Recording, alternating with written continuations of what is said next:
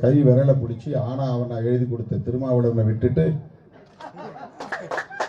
அம்பேத்கர் அரசியலை சொல்லிக் கொடுத்த திருமாவளவனை விட்டுவிட்டு, ஒரு கட்சி எப்படி செயல்பட வேண்டும் என்று சொல்லிக் கொடுத்த திருமாவளவனை விட்டுவிட்டு, திடீர்னு ஒருத்தர் சினிமாவில் ரொம்ப பாப்புலரா இருக்கிற ஒரு கட்சி ஆரம்பிச்சுட்டாரு,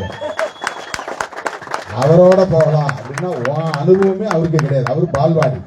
நீ இந்த கட்சியில ஏற்கனவே PhD, நான் ஆளாக்கி உன்னை PhD ஆக்கி வச்சிருக்கிறேன். நீ போய் பால்வாடி ஸ்கூல்ல இருக்கிற பையன் தான் எனக்கு தலைவர்னு சொன்னான்.